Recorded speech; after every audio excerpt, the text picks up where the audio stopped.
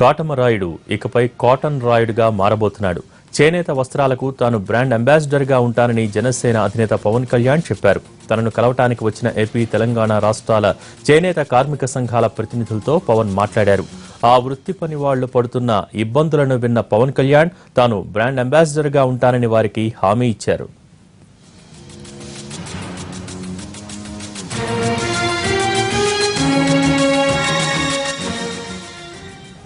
తన సినిమాలతో పాటు ప్రెస్ మీట్లలోనూ పార్టీ సభల్లోనూ తరచూ కాటన్ దుస్తులతో కనబడుతున్న పవన్ కళ్యాణ్ ఇక బ్రాండ్ అంబాసిడర్ గా కూడా మారబోతున్నాడు.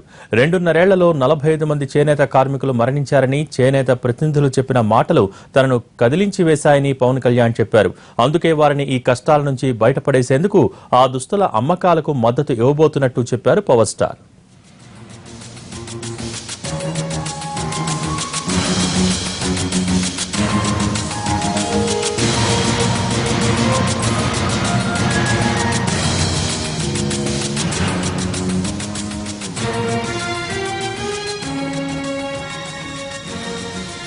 కాటమరాయుడు ఇకపై కాటన్ రాయుడుగా మారబోతున్నాడు. చేనేత వస్త్రాలకు తాను బ్రాండ్ అంబాసిడర్ గా ఉంటానని జనసేన అధినేత పవన్ కళ్యాణ్ చెప్పారు. తనను కలవటానికి వచ్చిన ఏపీ, తెలంగాణ రాష్ట్రాల చేనేత కార్మిక సంఘాల ప్రతినిధులతో పవన్ మాట్లాడారు.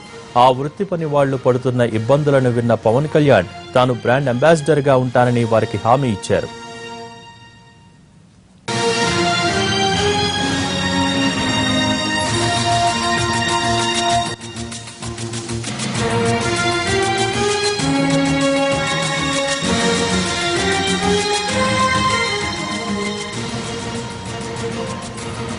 తన సినిమాలతో పాటు ప్రెస్ మీట్లలోనూ పార్టీ సభల్లోనూ తరచూ కాటన్ దుస్తులతో కనబడుతున్న పవన్ కళ్యాణ్ ఇక బ్రాండ్ అంబాసిడర్ గా కూడా మారబోతున్నాడు.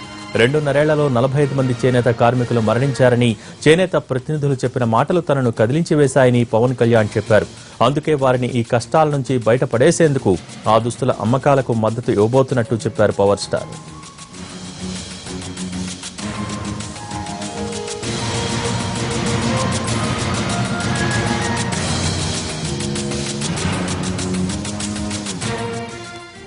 చేనేత కార్మికుల కష్టాలు విన్న పవన్ కళ్యాణ్ కేంద్ర, రాష్ట్ర ప్రభుత్వాల విధానాలపై మండిపడ్డారు. చేనేతలను ఆదుకోవటంలో సర్కార్లు విఫలమయ్యాయని పవన్ అన్నారు.